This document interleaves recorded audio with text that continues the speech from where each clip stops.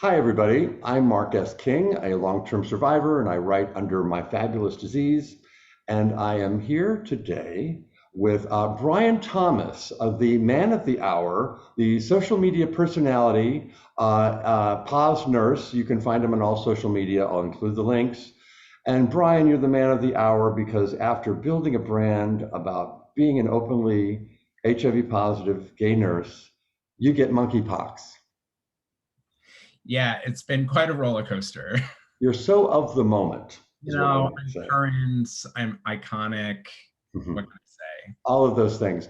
And although it's easy to joke about some of these things, the fact is it's serious business we're talking about here. And maybe we're at what is that, an inflection point where the monkeypox situation might just break through and become even more serious than we all gave it credit for.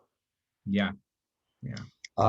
Brian, first of all, yes, so you were, as I understand it, one of the first patients at Johns Hopkins, where you received care in Baltimore, to have received this diagnosis.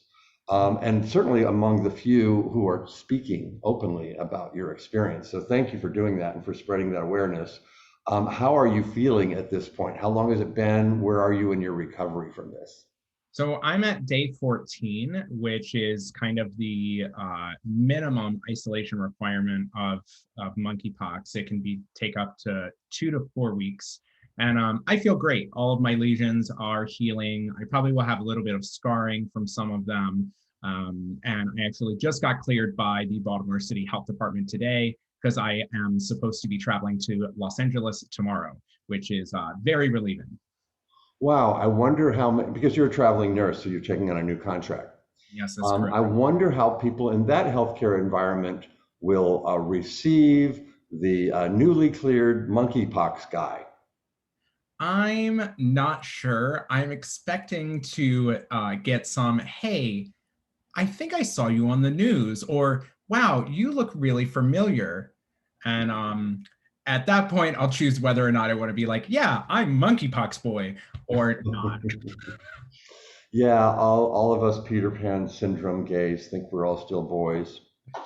Um, there's a couple of things I want to talk about right away because you have been very transparent about it. One of the things I want to talk about is you've spoken very candidly about your symptoms, which include these blisters. They are called lesions, which is also 1980s for gay men like me. Lesions, and that you also had them internally. You had them internally in the anus. Yeah. And it's unnerving to have to even talk about that, but it's important, right?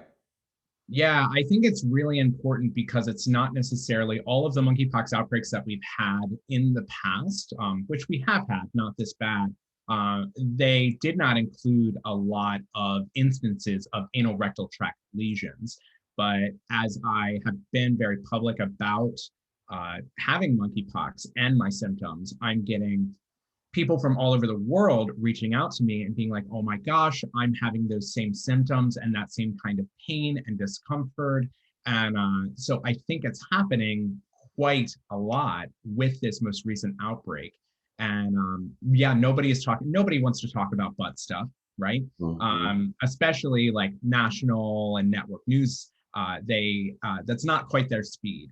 But that's why I thought it was really important for me to speak about it with my platform that I already had so that people could know that you can definitely have anal rectal lesions and they are not comfortable, but they do get better. Will you have scarring from these lesions? You know, I think the jury is out. Both smallpox and monkeypox are known to leave scar tissue. The extent of that scar tissue, it varies. I'm pretty sure that my skin lesions, I'll have some scar tissue. Mhm. Um, And you had some on your face, right?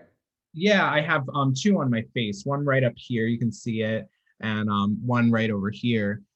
So they've peeled over, but they do have that kind of like different textured skin. You can tell that there's definitely going to be a mark, whether it's dark or light. I'm not sure. Mhm. I think only time will tell. As far as the anal rectal lesions and scarring there, it's a mucous membrane. So it does have the potential to have scar tissue, but it will be different from scarring that happens on your skin. And I don't know what that's going to look like. So tune back in like 3 months. I'll let you know. All right. You know, it feels wrong to ask, how did you get this? Because I'm so conditioned by HIV that we all know how it's transmitted, and just to say to anybody, "Well, how did you get it?" It is rude and ignorant and stigmatizing and all of those things, and yet it's the first thing in my mind. In other words, I guess it's because there's so little information on the transmission of monkeypox that it's just that we want information. And so I don't know how many people have said this to you, but my first question is, how did you get it, do you think? I mean, do you know, so that the rest of us, can avoid doing those things? Yeah, I am getting this question a lot, and it's also something that I'm being very public and honest about because I think that's important. I most likely contracted it at a bathhouse or a bar in Fort Lauderdale while I was there on vacation, and from having unprotected sex. And it doesn't mean that this virus is transferred or exclusively through sex, but any close contact can transfer it. And I think that's how I got it. As far as, people asking, where did you get it? How did you get it? There isn't a lot of information about this. There hasn't been a outbreak of this extent for a very long time. And I think the fact that it is predominantly in the gay and bisexual men community makes people really interested. Why us? Why this community? Why is it happening now? So those questions are out there and we don't have answers for them yet. So people are asking them. Mm-hmm. And when did you notice something was up? What happened? So yes, you had this wonderful vacation in Fort Lauderdale, which is very well documented on your TikTok and Instagram pages. And then what happened? Well, it was about 10 days after or up to a week. It was about a week after I got back. And the incubation period for monkeypox is about 10 days to 2 weeks normally. So I had no symptoms for about a week after I returned from vacation. And then on a Saturday night, I came home and I was really, really tired. The next day was Gay Pride in Baltimore, and I planned to go out to the festival. And I woke up and I was just exhausted. And it's not like me to not be able to like rally and go out and celebrate being gay. And I was so exhausted, so tired. I said, you know what? I'm not going to go. I can't, which is very uncharacteristic of me. And I slept that whole day. That was on a Sunday. And then Sunday night, that's when I developed a fever and a headache, chills, body aches, and I was suspicious for COVID. I had just been on vacation, been around a lot of people. So I took a COVID home test and that test was negative. And I said, well, this is weird. Maybe I'm just not testing positive yet, right? So the next day when I still had those symptoms, I took another COVID test and it was still negative. And that's when I noticed some suspicious lesions that were on my like perianal area, which basically is my butt cheek. And I looked at them and I already knew monkeypox was on my radar. I'm a nurse, I'm a gay person. Like I had been on the radar for this. And as soon as I put together the like systemic inflammatory symptoms and the lesions, I said, this is not COVID, it's not an STD. I'm pretty sure this is monkeypox. I need to call my provider and get tested. Now, when you say lesions, again, a lot of gay men of a certain age like me think KS. We think dark spots, lesions. But these are the blisters that we see photos of, right? Yeah, exactly. They normally start by itching a little bit. They kind of feel like a bug bite at first, and they are the size of a bug bite. And then they start to develop into what's called a pustule or a fluid-filled sac. That fluid-filled sac then opens, and they could be filled with fluid, they could not be, and then that open lesion scabs over and then heals. That's the life cycle of these lesions. They don't look very dark like Kaposi sarcoma. They just look like a bug bite that got really bad, like you itched it a lot and it opened. And then that scabs over. And then those are the most notable like pictures that you see is kind of like And the then and then they appeared all over your body, like you said, your face, your butt, and then was it arms, legs too? Yeah, so I saw him first on my butt, and I started having some GI symptoms. Like I was having some just like cramping and diarrhea and constipation. And then over the course of 3 days, I had probably 3 to 5 new pox, new lesions show up on various parts of my body. So they just over 3 days, every day, I was like, oh, there's like 5 more, and they just sporadically covered my whole body. So like 3 on this arm, 2 on this arm, 4 on my chest, a few on my back, a couple on my legs, not necessarily in clusters, just randomly everywhere. And then that's also when the most intense GI symptoms I was experiencing happened as well. And so there are these other symptoms. People think mostly of the blisters, but you're talking about flu-like symptoms, is what I'm hearing. Stomach stuff, headaches. Did you have a fever? Yeah, I had a fever for about 2 days, and the headache was actually one of the worst things. For 3 days, I just had this headache that was not relieved very well. Like Tylenol helped a little bit, but it was just a constant headache for 3 days at the very beginning of my infection. And then when did your care provider, I know you get care at Johns Hopkins there in Baltimore, when were they alerted? How soon did they diagnose you?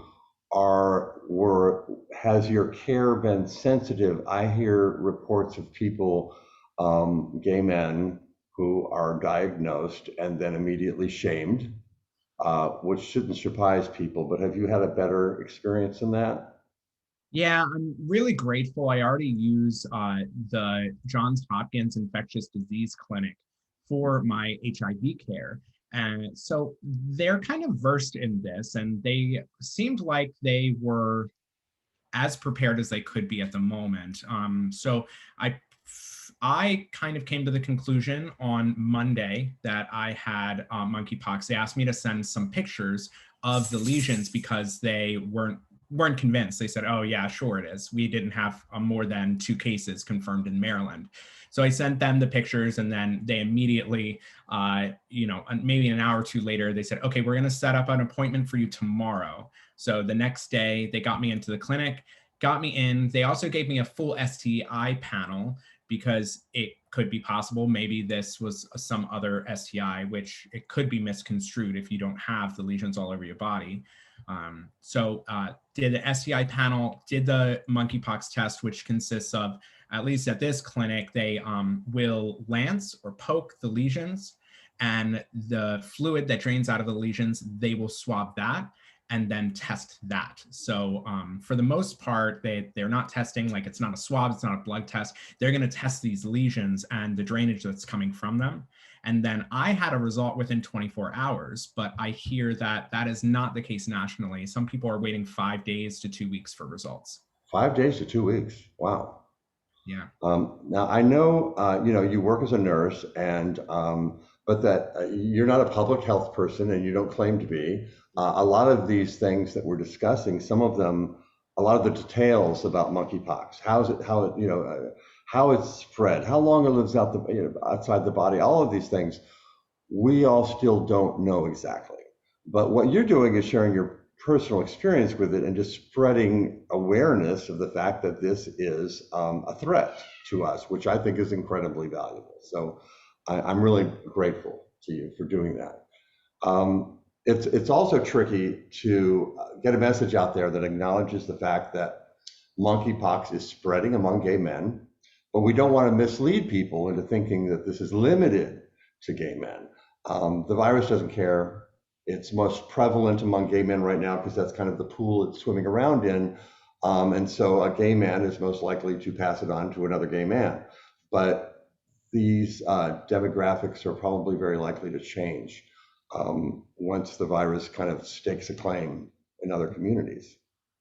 Yeah, once enough people in our community have it, it's not only transferred through sex. So once enough people in our population have it, then it's going to be on towels and bus stops and trains and things like that. If we don't really get proactive about this and get people vaccinated and get the information out there on how they can avoid infection or detect infection if they have it. You've built this I've watched you, of course, we're familiar, we're friends, and I have watched you kind of build a social media presence as a nurse, a gay nurse, openly living with HIV. You're very sex positive in your postings, a little kinky, and you celebrate all of that, and that's great. You've been building this brand based on that with some success, but then monkeypox has kind of blown up your notoriety, I guess, and raised your profile. I don't know whether to offer condolences or to congratulate you on that. It's at least a surprising change of focus for you. Let's just say that. Yeah, I have been thinking about that a lot too, because it was just convenient that, transparency and reducing stigma was what my brand was already about, that I could easily transition that to monkeypox and make a real difference. I had around like 65,000 followers on TikTok before I started being public about having monkeypox, and I have about 70,000 followers now. So I already had a base that knew I could make a difference with, but I didn't expect it to blow up as big as it did, and to have so many like news stations and people reach out to me for interviews. And how have those interviews been? I mean, I've seen some of them. Do you feel as if they've been sensitive? Was there any real ignorance or misinformation you felt like you had to correct? Um, I did not feel that there was a lot of misinformation. I feel that there have been journalists that were much more focused on making a sensationalist story Mhm. than Fancy that. my experience, which is what my my TikToks have been all about, is sharing my experience. And then there have been several interviews I've had where the journalist was really focused on my advocacy for HIV, anti-stigmatization, and the like. So I've had that kind of like that uh, broad spectrum of different kind of interviews, Mhm. but more so people just wanting to hear my story, what it was like, and it's been pretty great to be able to vocalize that, just like you said, even though this is predominantly in the gay, bisexual, male community, it is not a gay disease, Mhm. and it won't stay like that if we don't get a handle on it. You mentioned to me a CDC fact page about monkeypox that a lot of people have actually referred me to. It's funny, the CDC, bless them, is known for being cautious to a fault when it comes to giving out information. Very cautious, and sometimes it keeps them from being as candid as they should be. What do you like about their messaging right now? Well, the the report that I showed you really goes into our target population that's being most effective. Whereas I think a lot of sources, media sources, and information sources have been beating around the bush of the fact that this disease is most prevalent right now in the gay, bisexual, male community. And they're beating around the bush, I think, because they don't want to seem like they are being homophobic or stigmatizing. Mm-hmm. But the fact of the matter is that is a target population right now, and we need to reach the target population if we're going to make any kind of difference. So that specific CDC article or website really targets, hey, this is monkeypox, and this is what you could do to curb the spread if you are specifically going to dance parties, clubs, and saunas. It like targets that audience, and I think it's important, especially with public health, to target the audience that's most affected, whereas we have not seen that yet. There's an important angle to this that I think that applies to gay men of a certain age, unlike yourself. Um, the artist and AIDS historian Leo Herrera, who does some really terrific work, has posted this brilliant podcast. It's just him speaking for about 10 minutes. And really out there, I will link to it in my story. Listen to it right now. Uh, where he's talking about his first vacation since COVID. And he goes to Berlin, where they are having an outbreak of monkeypox among gay men. And he spent his vacation listening to gay men talk about who just discovered lesions on themselves and the social freak out that it's producing, and the meltdown Leo had when he got a mosquito bite and didn't know. It's and he talks beautifully about how profoundly traumatic this is for a community that survived AIDS in the 1980s. Yeah, you know that I've been doing everything I can to be the best HIV advocate and that I possibly can, but I am not a long-term survivor. I've been positive for 8 years, so I didn't experience those things. But I have had followers already reach out to me that were long-term survivors that were diagnosed with monkeypox recently, and they said that they were having PTSD and flashbacks of their experience so many years ago. And I, from my personal experience, had been, I think it was probably like day 6 or something, when all of my lesions were coming in. They were all breaking open and oozing, and I was locked in my room and a danger to the public. And, I sat there, and even I had a moment where I said, is this what my, the activists that came before me, the long-term survivors that came before me, is this what they experienced? Is this what they were feeling?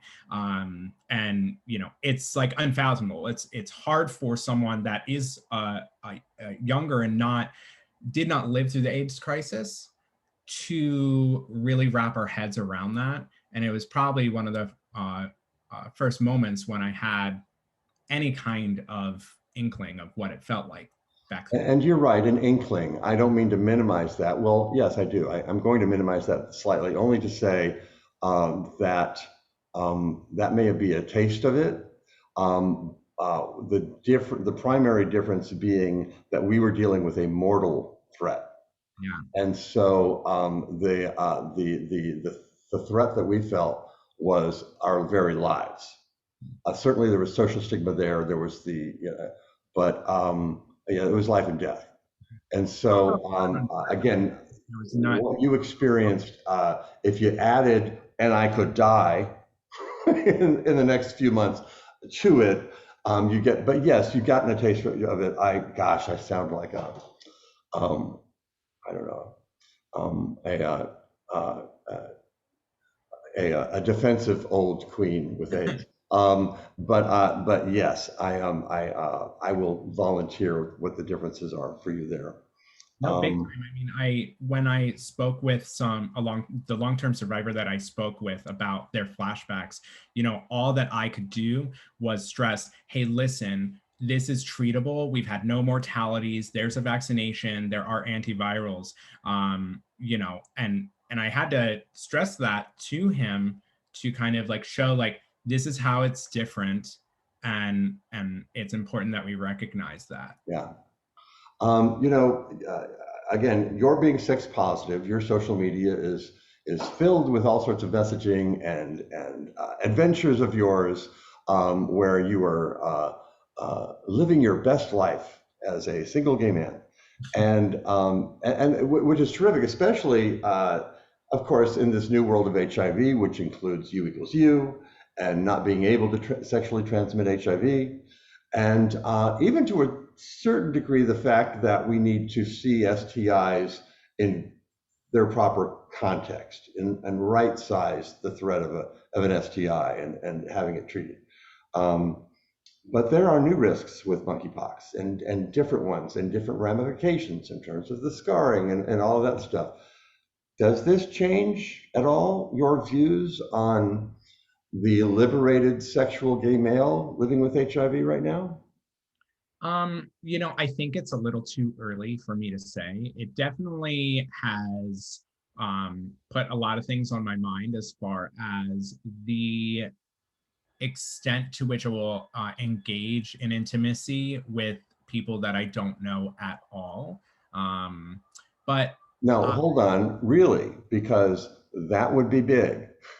That would be big for you, who has, again, celebrated the fact that you live a responsible sexual life, but that it's going to include multiple partners, right. and not all of them with whom you've had 4 dates. Yeah. So, given that, what are you telling me about your own behaviors? Well, I don't think that it's going to change the frequency in which I am having sex. Um, this is the type of thing where I already practice sexual health on my own terms, right? Sexual health is a spectrum. There's lots of different ways that someone can practice their own sexual health, and they weigh the risks and benefits to what gives them the most satisfaction and pleasure for their own life. For me, if it comes down to it, and I decide that the risks out the risks are outweighing the benefits, then I would change my sexual practices. But at the moment, yeah, this was really crappy. But now I have a permanent immunity to monkeypox. I get tested every 3 months, and I don't Oh, think. really? Now, see, that's new information to me. If you have a monkeypox infection, you cannot get it again? Yeah, they do think that most likely you will have immunity, and the likelihood of you contracting the virus again is very, very slim. Okay, again, you're not a public health person, but you're telling me you've heard that Yeah. from a professional? Yeah, from a reputable source. I think it was the CDC on their website. Okay. Mhm. Um, you know, okay. Well, then where does that leave us as a gay community if we're telling people be aware of monkeypox, but you might not necessarily change your behavior?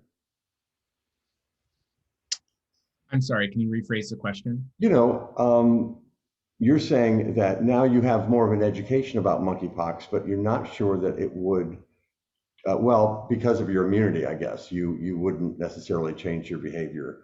I'm just wondering what is it we're then saying to gay men about what we're asking them? You know, part of this, it reminds me of, there was a brochure in the early 80s, and it talked about with your sexual partners, if they are unknown to you, to examine them kind of closely. I mean, furtively take a look around to see, because looking for KS lesions is Right. basically what they were saying. Mhm. This was the early days. What to look for, and I wonder if that's a good practice for us. To just check out the physical condition of our partners. Mhm. If there's enough light to do that. Yeah, so hypothetically, let's say I didn't get monkeypox, but I am a purveyor of public health information, and I'm aware that there's this outbreak. What kind of changes would I make to my practice now, if that were the instance? I think even in my sex positive life, I would implement probably keeping my shirt on at the bar. I would most likely have a little bit more conversation with my sexual partners before engaging. I might stay away from bathhouses and sleazy bars for a while until this was under control. Those are the types of changes that I would make had I not already gotten it. And when we talk about transmission, there's some things we do and do not, and do some things we know, and I guess what I'm saying is almost all the cases that the people I've spoken to who have worked with people with monkeypox, those anal lesions, for instance, were present almost every time. Mm-hmm. And there's some conversation about what is sexually transmitted or not. In other words, with herpes, you can be exposed to someone with herpes if they have an active outbreak. You may not have intercourse with them, sex, Mm-hmm. but you can still get herpes from them. So I'm wondering if monkeypox is sort of a similar thing. Clearly, if most of the infections include, for instance, those anal lesions, we know that that is not skin inside of your mouth, inside of your anus. It is mucosa. It is a thin layer of membrane, and making it just, I guess, more efficient for a virus like monkeypox to enter the body. But that's not to say that every single case is like that. Our skin provides better protection. Maybe rubbing against somebody isn't as risky as having sex with them. And again, this comes down to risk reduction, I suppose.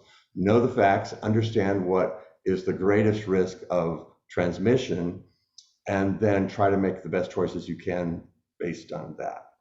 Yeah, exactly. I mean, that's the basic principle of harm reduction. And I am a huge advocate of like harm reductive sexual health. You know, we can't be perfect all the time, and we have to weigh the risks and benefits of what fulfills us most. So I may still be going to the bathhouses, but maybe not for a little while.